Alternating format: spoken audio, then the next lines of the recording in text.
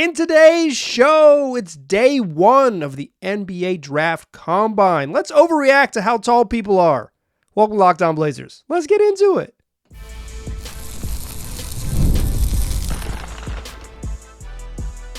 You are Locked On Trailblazers, your daily Portland Trailblazers podcast, part of the Locked On Podcast Network. Your team every day. What up, world? It's your past first point guard and Trailblazers reporter, Mike Richmond. You are listening to another episode of Locked On Blazers, part of the Locked On Podcast Network, available wherever you get podcasts and also on YouTube. Thanks for making this show your first listen, coming at you each and every weekday, Monday through Friday. So make it a part of your daily routine. Make it your first listen. Tell your friends to do the same. It's Locked On Blazers, your team every day. In today's show, it's day one of the NBA Draft Combine. And a whole bunch of NBA draft hopefuls are in Chicago, getting measured, running around cones, jumping up to slap the little wickets on the vertical jump measurement machine, and taking standstill jump shots and occasional movement jump shots, but against nobody, 1-on-0 shooting drills.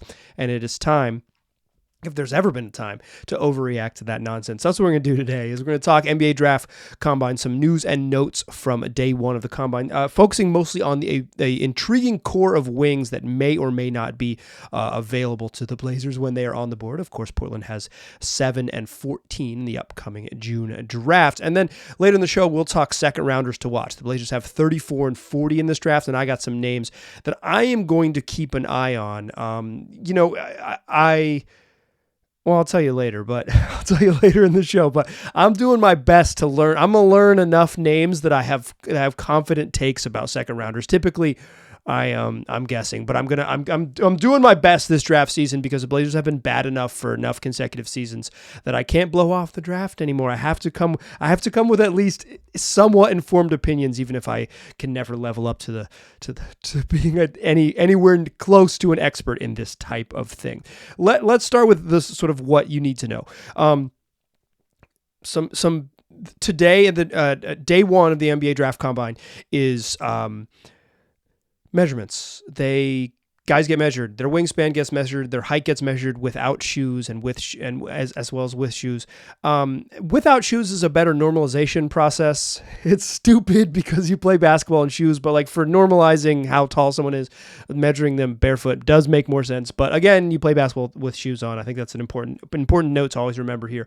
You are equipped with sneakers in order to compete in the NBA. And then they do some shooting drills, standstill shooting, and some movement shooting drills. They do some vertical jump testing. They do cone agility drills. They do like a little sprint thing. I'm not super into the physical stuff. Like, I don't think, like the vertical leap matters. Like, Kentucky's Reed Shepherd jumped high as heck in vertical leap today. It's like, yeah, he's a really good athlete. The only reason you don't think you maybe didn't think he was a really good athlete because you never seen him play. He's white.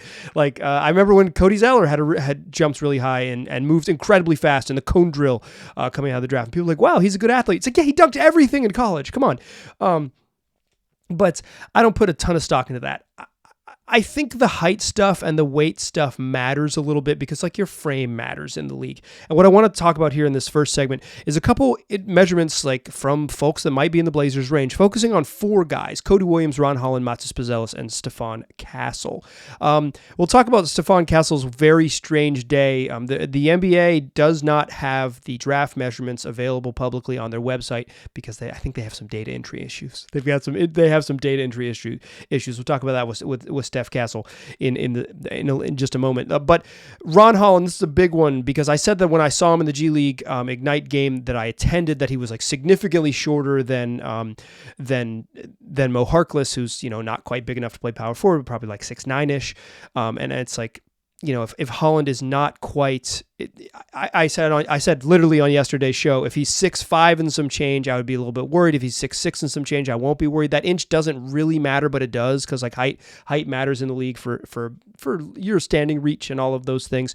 And I had been joking that if Ron Holland comes back as 6'4" on the show a bunch over the last couple months, that it would be an issue. But I could just when I saw him play, I was like, that dude's not 6'8", but he might have been about 6'8" in shoes. He measured today, coming back in measurements today. 6'6.5" without shoes, 197 pounds, a 6'10 3/4 wingspan, 6'11 wingspan.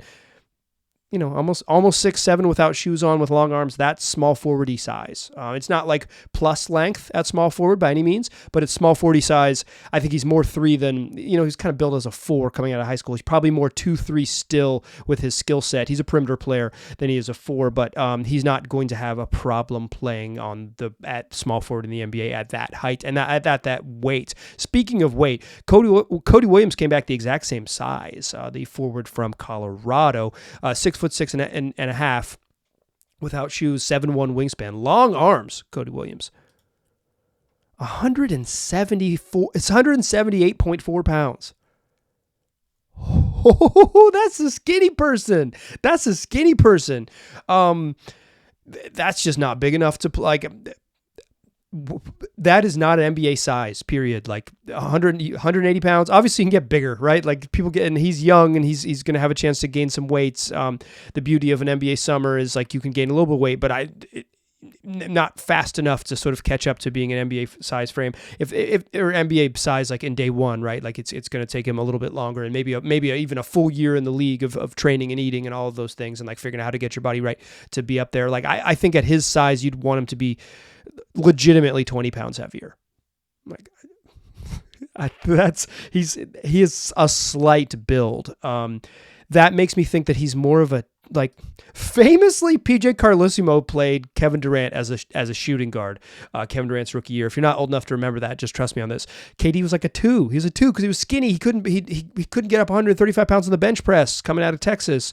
I worry Cody Williams is a 2.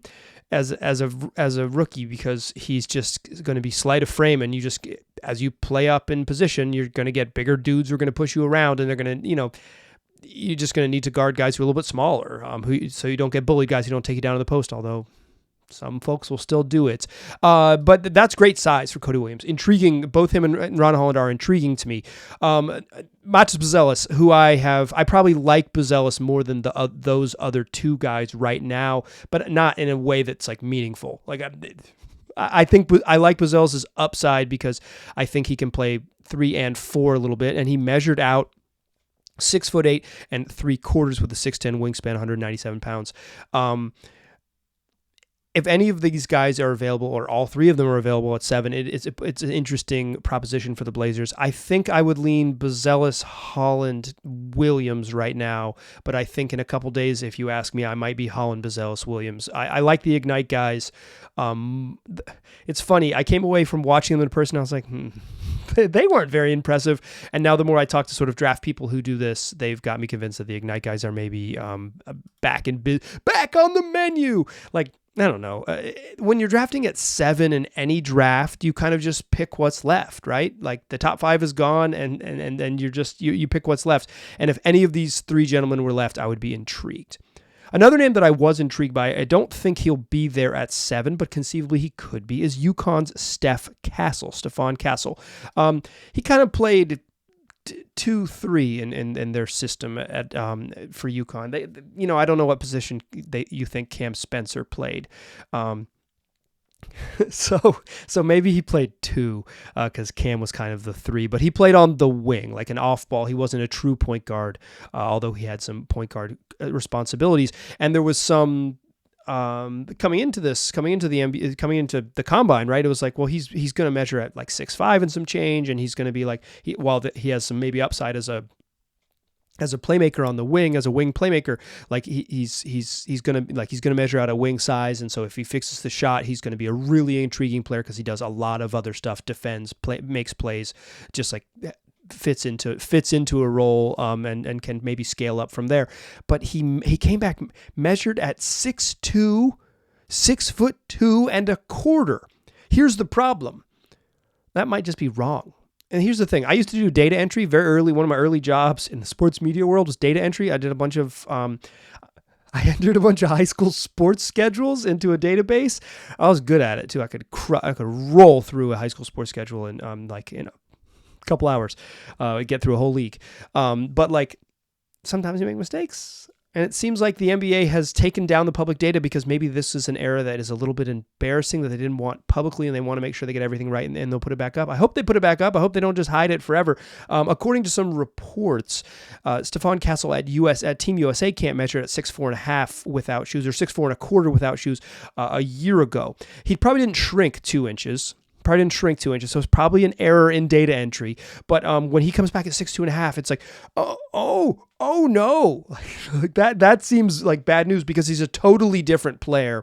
If he's not quite 6'5", or if he's a little above 6'5" in shoes, like when he plays, that's a guy who can play 2 and maybe play some 3 because he has long arms. If he's not that, like if he really is under 6'3", like that's just a different player. That's not an intriguing prospect. I think it's an interesting one. I think we're gonna get it on the record that he's like about that size.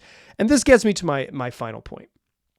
It doesn't really matter how tall these dudes are. It matters a little bit, right? Like, it matters a little bit. I said yesterday that if Ron Holland was 6'5" and something versus 6'6" and something, it would kind of change my opinion. It has, right? I'm comfortable with how tall he is, and it's good news for Holland. But like, to wit, last year Dyson Daniels measured at 6'6.5", and Jake LaRavia measured at 6'6" and 3/4. That's a 1/4 of an inch difference between a guy who mostly played 2 guard and a guy who mostly played power forward. Your build and your feet matter. Like, can you move laterally? Can you run around? How fast are you side to side? How fast are you up and down?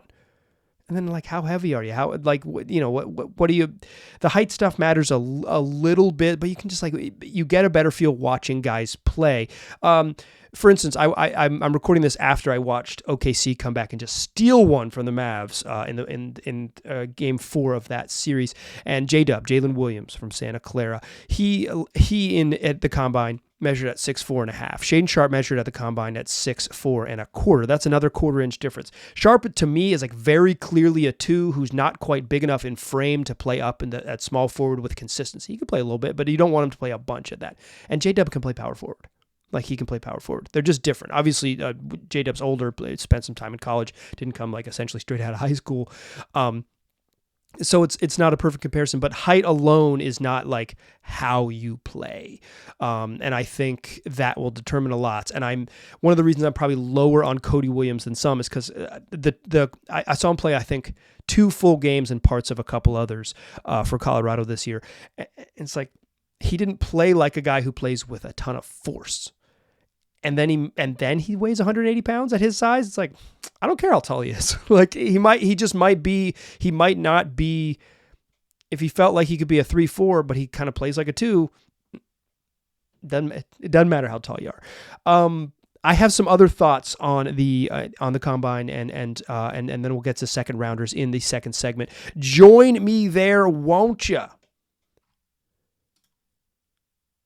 But first, I want to tell you that today's show is brought to you by FanDuel. It's winning time in the NBA and the NHL. It's win or take all into postseason, and FanDuel's giving you a shot to bring home a big win of your own. Right now, new customers get $150 in bonus bets with any winning $5 bet. That's $150 to bet on spreads, money lines, player props, and more.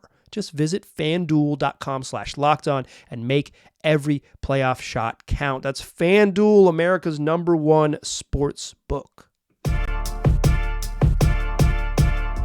All right. Some other thoughts, some stray thoughts on day 1 of the combine that we'll get into here. One thing they did this year was they changed up the rules a little bit. I mentioned that today was the day that you do measurements and shooting and some on-court drills and stuff like that. They mandated this. That basically, if you're invited to the combine and you want to be draft eligible, you got to go through this stuff. You don't have to scrimmage. They play 5-on-5, which starts tomorrow, which is always intriguing. And I'll mention that in a second. But like, if you are going to be draft eligible, and this was negotiated in the collective bargaining agreement and agreed on by the players union, you have to do team interviews. You have to agree to do team interviews. So you can't say, nope, not talking to anyone. I'll just see you at the draft me 5, whatever, draft me 5th overall. I'm out. You have to do team interviews. You have to submit medicals. I'm not sure the details of medicals, but you have to submit medicals, and you have to participate in measurements. Last year, like, Scoot didn't get measured. didn't affect his stock, but he knew it wouldn't, so he didn't do it, right? And I think it's better that you see it happen. There was a scene today, as filmed by ESPN's Jonathan Givony, that I just saw on Twitter as I was preparing for this episode, that he was shooting, like, he's on the court, whatever, credentialed media out on the court for the combine, and like Donovan Clingan and Zach Edey, the two big guys, the top two centers probably in this draft after Alex Sarr, top two collegiate centers in this draft, I should say, are out there shooting threes, right? Out there shooting 25 standstill three-pointers. And it's like, in the past, there is no way in hell either of them would have got out there and shot threes, because why would you do it? Why would you do something that maybe you're not great at, or like something that you're aspirational? Oh, this is something I'm going to add to my game. Why would you do it in a public setting? You're only going to do it in teams that you want to draft you, right? Like, only do it in private settings. Don't do it somewhere where they can chart you down and say, okay, well, you made 14 of them. Good job, or whatever it might be. I think that's better. I think it's just better to know those things, period. I don't think it really is a game changer if either of Clingan or Edey are like willing three-point shooters. If they're willing and capable three-point shooters, that will change the game. But I don't think like having them shoot too much is a big deal.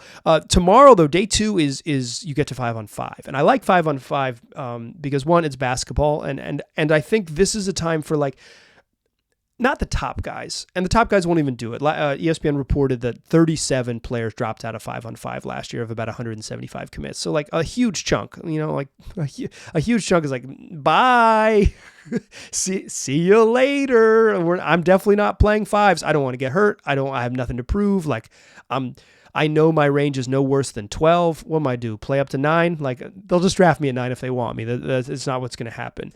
Like if I'm not falling out of the lottery, there's no reason to keep playing. But for guys that are like on the fringe of the first round, for like players who are slotted in that, say, like 30 to 45 range, 30 to 40 range, they can play themselves into money, guaranteed money in the first round. 5-on-5 is a moneymaker for them.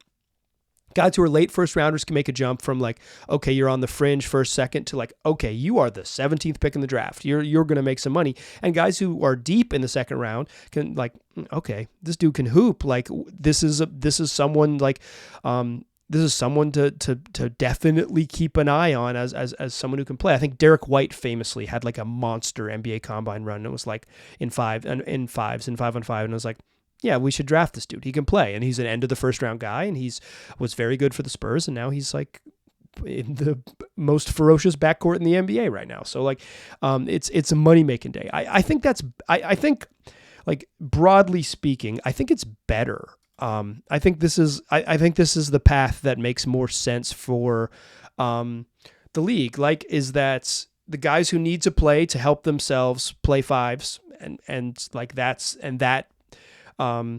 setting allows all the NBA teams that are there to see people play real basketball game, live basketball games, and guys who are sort of deeper in it gets murky decision-making range, you get real data that you can see them compete, because otherwise you're just going to get them in the gym, mostly see them play 3-on-3, or maybe see some like agent scheduled workouts in like very controlled settings, and really maybe you don't see them play truly live again, other than the tape, and this is your chance to see it. Obviously it's like a day. It's not like it can't outweigh the tape, but it can be if you're close on a guy and you see and you see him play well in that setting. It's like, yeah, him. Yeah, him. Like, he can hoop. I want him. We should, this is someone who we had him in the Blazers say, okay, we were going to draft him at 34, and no way he's going to be available at 34. Like, things change, and then you kind of change your approach a little bit. And I think it's better that everyone just does measurements and does the basic shooting stuff and the cone drill and all that. While I don't put a ton of stock into that, I think people who are maybe better at like the biomechanics scouting do. That's like really not my strength necessarily. So I don't even pretend a little bit, but like, I think it's better just to have normalize it. Hey, if you show up and you're going to be involved, this is what you do. And I think sharing the medicals matters to me, because what it would, in my time, I've covered the NBA in various capacities for about a decade. Agents do some funny business around draft time, and particularly with medical stuff with like guys. It's like, we're going to share all of your medical information with this team because we like this spot. We're not going to share your medical information with this team because we don't like the spot. And that's like not the player doing that. That's the sort of machinations behind that said player. And that it's just, getting the funny business out of it and just like keeping things above board, I think is probably generally better. I know I'm not typically pro team here. I'm more like pro labor. So maybe I should be saying like, lie to your employers and be free and just like take their money and run, which part of me does believe that. But I think this is I think it's generally better for the league to have this information, just have it normalized. If you're going to participate and be draft eligible, here are the rules, show up and do it, act this way, and then you don't have to play fives if you don't. I think 5-and-5 setting will be interesting tomorrow to see kind of who plays well and who doesn't, because the Blazers have 2 second-round picks, and those are the type of, like, that's the range of guys who say, like, oh, this guy is definitely an NBA talent, and we might be able to get him at 34 and 40, where the Blazers have 2 picks. In my preparation for this draft, I probably have watched more college basketball and done a little more online digging than I normally do for the draft, because I want to be, like I said, I've now realized the Blazers are in it for the long haul, and I'm going to have to do this every year. So maybe having a little more personal knowledge of this is going to be valuable to make the show better. But I generally spend most of my energy on the first round and the first, like the top guys in the draft, because it's so hard to get the second round right that it's like, you know, there's just names I'm not going to know. Like, I'm not going to know Tamani Kamara, right? I'm just like, maybe I'll know his name from a spreadsheet I saw or whatever, like a long mock draft I read, but I won't know about him because I didn't watch a lot of Dayton Flyers basketball. I just straight up missed him, right? But I am going to try to have a better sense of the full draft picture this year. And to do that, I'm going to start early here in the middle of May with some second rounders you need to know. How about that? How about that? Your boy's got second rounders. I got names on a list. Let me click over to my sheet. How many names do I got on the list for you? I got 5 names to know. 5 names to know that you're going to love. Join me in that third segment and learn to love some second round targets for the Trail Blazers. But first, let me tell you that today's show is brought to you by PrizePicks. It's daily fantasy made easy, and it's the #1 fantasy sports app with over 3 million members. It's the easiest and most exciting way to get in on the action while you're watching your favorite sports and your favorite players. You just pick more or less on a 2 or more player stats entry and watch the winnings roll in.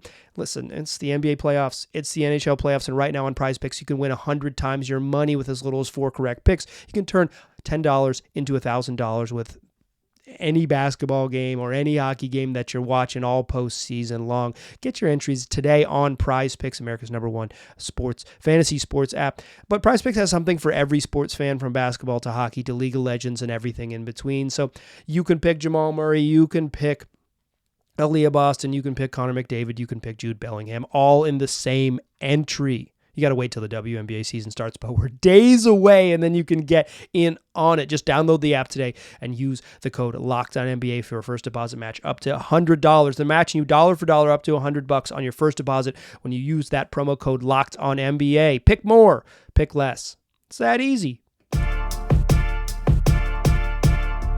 All right, still a pass first point guard. I'm still Mike Richmond, and you are still listening to Locked On Blazers. Here's some second rounders to know. The Blazers have picks 34 and 40, and I want to get this out of the way last year, because I think I made this mistake when I was sort of evaluating the chances that Duop Reith would make the Blazers roster, and I don't want to be wrong about this again. I'm not a deeply plugged-in sourced guy. I used to have sources, but my life's changed.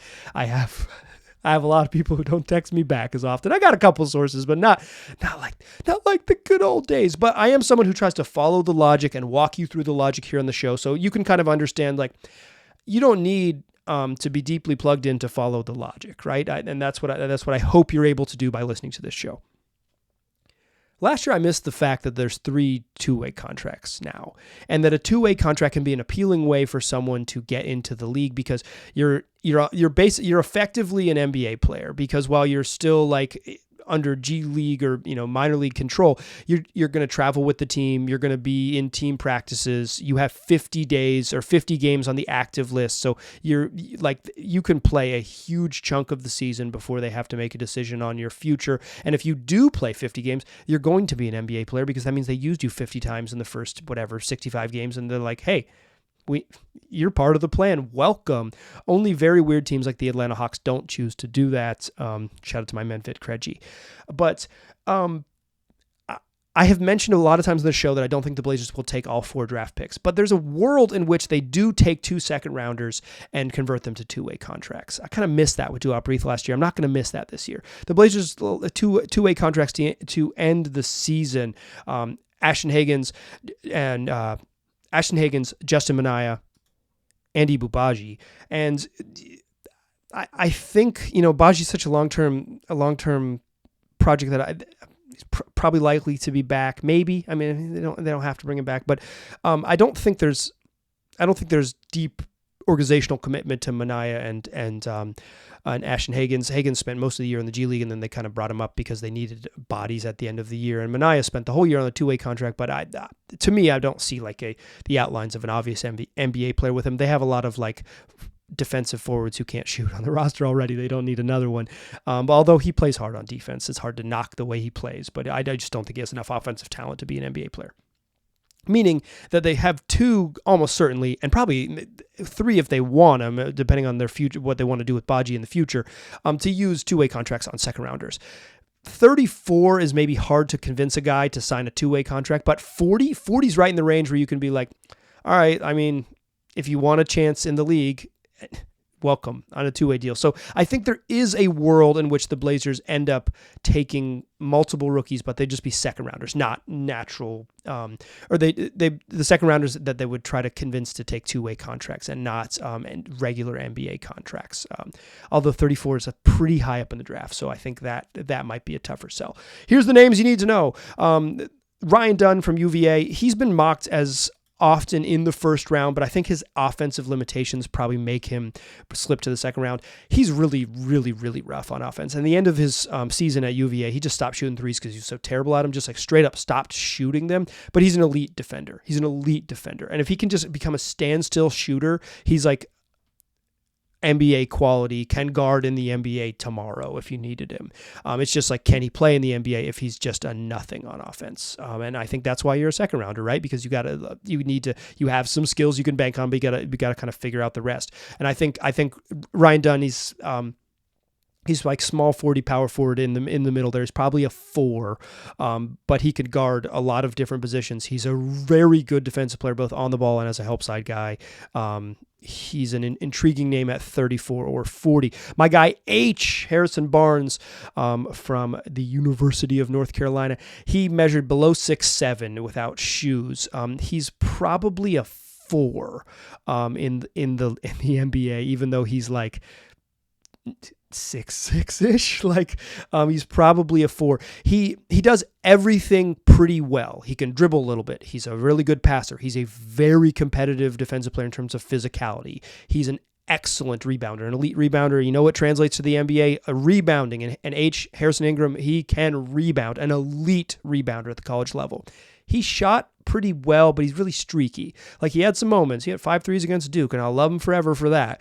But I wouldn't say that he's a good shooter. The numbers suggest that he's probably, his percentages look like a better shooter than he actually functionally is because he's pretty streaky.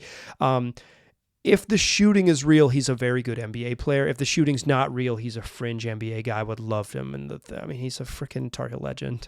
I wish his season had lasted a little longer. You don't have to sell me on him. I think he's an NBA player.